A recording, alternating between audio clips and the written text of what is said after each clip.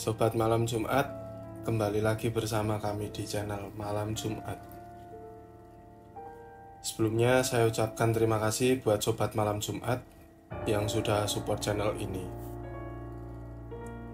Bagi yang masih belum subscribe channel ini, silahkan tekan tombol subscribe untuk mendapatkan update cerita terbaru dari kami. Bagi teman-teman yang ingin berbagi cerita atau pengalaman pribadinya dengan kami, bisa mengirimkan ceritanya ke email kami yang sudah tertera di deskripsi. Untuk menghormati semua pihak, seluruh nama yang ada di dalam cerita telah kami samarkan, tanpa mengurangi esensi cerita aslinya.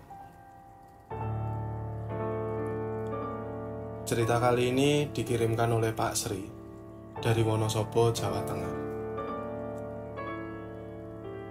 Kisah ini dialami sendiri oleh Pak Sri di tahun 1990. Waktu itu, Pak Sri ini bekerja di salah satu bank di kota Solo, Jawa Tengah.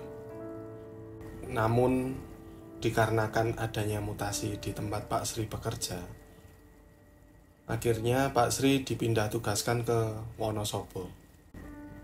Mutasi ini dilakukan oleh pihak bank karena menjadi salah satu syarat penilaian untuk kenaikan posisi jabatan.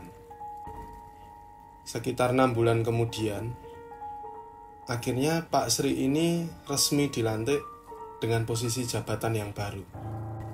Setelah menempati posisi jabatan baru, Pak Sri ini melakukan perjalanan pulang pergi dari Solo ke Wonosobo setiap harinya, kurang lebih 1 tahun.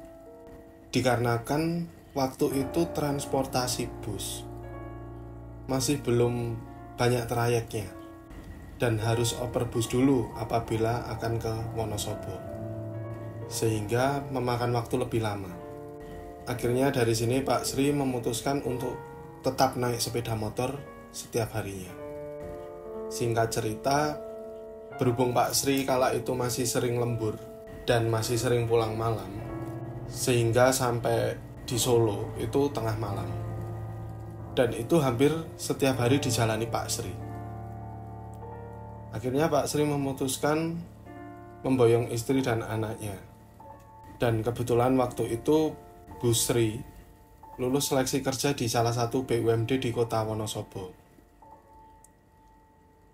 Akhirnya Pak Sri dan Bu Sri ini memutuskan untuk kontrak rumah di salah satu perumahan di kota Wonosobo tersebut. Mereka membawa serta kedua anak mereka, yang saat itu anak pertama ini kelas 5 SD, sedangkan untuk anak kedua itu kelas 2 SD. Akhirnya kedua anak ini dipindahkan ke SD yang ada di Wonosobo. Singkat cerita, Pak Sri ini kembali menjalani tes untuk seleksi menjadi kepala cabang dengan salah satu persyaratan dimutasi ke salah satu kantor cabang pembantu di daerah Banjarnegara. Di sini Pak Sri masih melakukan hal yang sama seperti dulu. Namun kali ini Pak Sri melakukan perjalanan dengan sepeda motor dari kota Wonosobo ke kantor cabang pembantu yang ada di Banjarnegara. Hal ini dijalani Pak Sri kurang lebih sekitar 2 tahun. Dan pada akhirnya Pak Sri ini resmi diangkat menjadi kepala cabang. Namun beliau tidak ditugaskan di kantor cabang di Banjarnegara, melainkan Pak Sri ini ditugaskan untuk mengepalai kantor cabang pembantu yang ada di Purwokerto.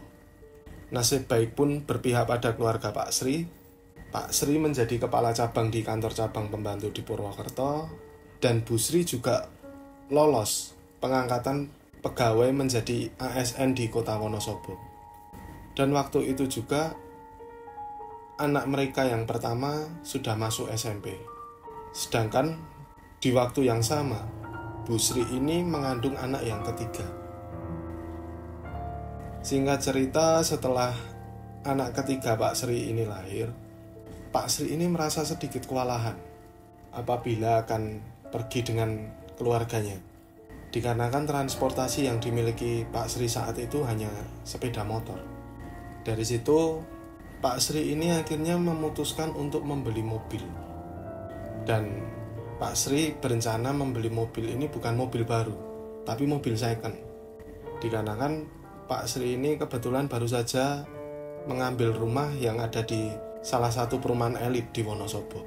Akhirnya beberapa bulan kemudian Pak Sri ini memutuskan untuk mencari mobil yang saat itu diiklankan di koran. Tidak beberapa lama Pak Sri ini mendapatkan iklan mobil yang dijual, yang kebetulan harganya ini murah dan sesuai dengan tabungan yang dimiliki oleh Pak Sri dan keluarga. Saat itu juga mobil yang dicari Pak Sri ini mobil jenis minivan yang sesuai dengan iklan yang ada di koran. Beberapa hari kemudian Pak Sri ini menghubungi si pemilik mobil. Kita sebut saja namanya Pak Yanto. Dan akhirnya diputuskan pada hari Minggu Pak Sri akan ke tempat Pak Yanto yang kebetulan tinggal di daerah Baturaden. Di sini Pak Sri ini mengajak tetangganya yang bernama Pak Santo. Pak Santo ini kebetulan paham mengenai dunia otomotif, terutama mobil. Singkat cerita, Pak Sri dan Pak San sudah sampai ke rumah Pak Yanto yang ada di Baturaden. Dari sini Pak Santo ini mulai cek mobilnya, baik interior maupun eksterior. Mobil yang saat itu mereka lihat adalah Zebra. Mobil ini sangat mulus sekali bodinya, dan untuk mesinnya juga sangat bagus. Suaranya pun halus, tidak ada rembesan oli di mesinnya. Saat itu mobil ini tuh sangat mewah dan sangat murah. Di tahun 90-an, walaupun hanya 1000 cc, sebenarnya dari sini Pak Santo ini tidak menyarankan untuk membeli mobil ini. Walaupun untuk eksterior dan interiornya itu bagus, tapi Pak Santo ini merasa tidak nyaman dengan mobil ini. Akhirnya beberapa waktu kemudian Pak Santo ini mengajak Pak Sri untuk mengobrol empat mata dulu. Dari sini Pak Santo bercerita kalau merasa ragu dan menyarankan Pak Sri untuk mencari mobil yang lain saja dulu. Karena Pak Santo ini merasa saat mencoba duduk di dalam mobil, Pak Santo ini memiliki firasat yang tidak enak. Selain dari harganya yang terlalu murah, untuk mobil dengan keadaan fisik dan mesin yang sangat bagus seperti itu. Namun dari sini Pak Sri memutuskan untuk tetap membeli mobil itu, dan deal di harga 10 juta. Sedangkan saat itu untuk harga baru mobil ini itu sekitaran 25 juta. Singkat cerita, beberapa jam kemudian Pak Sri dan Pak Santo sudah sampai rumah. Saat itu Pak Santo langsung berpamitan untuk pulang ke rumah. Kebetulan rumah Pak Santo ini hanya berjarak beberapa meter dari perumahan Pak Sri. Ternyata Bu Sri dan ketiga anaknya ini sudah menunggu Pak Sri itu di luar rumah. Dan melihat mobil baru yang dibawa Pak Sri, mereka menyambut dengan gembira. Sudah 1 mingguan mobil itu dibawa Pak Sri bekerja, dan kadang dipakai pergi bersama keluarga. Tidak ada masalah pada mobil itu, ataupun hal ganjil pada mobil itu. Minggu berikutnya, saat Pak Sri ini bekerja dan harus lembur, waktu itu Pak Sri harus pulang dari kantor cabang yang ada di Purwokerto. Itu sekitar pukul 9 malam. Setelah beberapa jam di perjalanan, Pak Sri ini sudah hampir masuk ke kota Wonosobo. Tiba-tiba saja mobil yang dikendarai Pak Sri ini mogok di tengah jalan.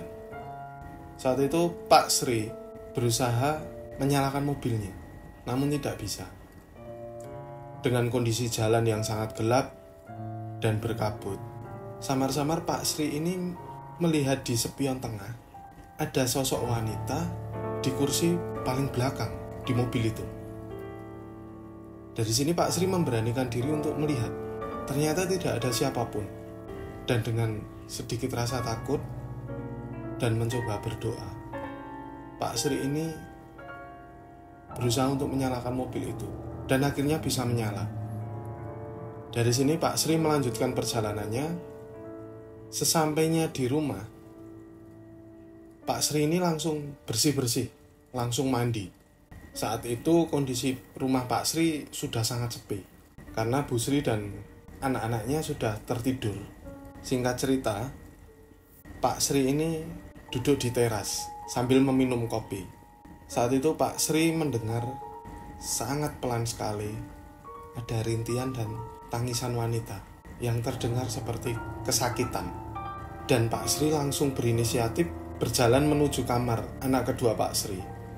Dan dari sini Pak Sri ini langsung berinisiatif untuk ngecek ke kamar anak-anak Pak Sri dan ke kamar Bu Sri untuk memastikan ternyata semuanya masih tertidur lelap.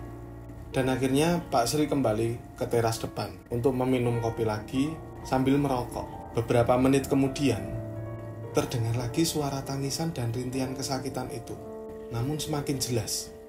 Dengan perlahan dan seksama, Pak Sri ini mencoba mendengarkan.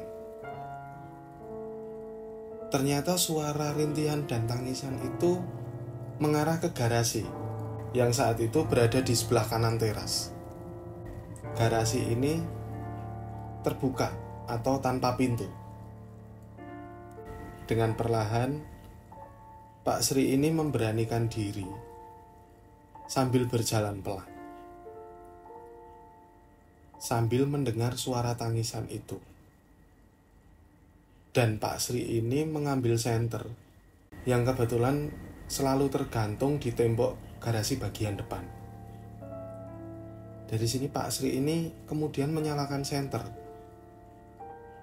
dan mencoba memutari mobil itu. Ternyata tidak ada apa-apa. Setelah kejadian malam itu,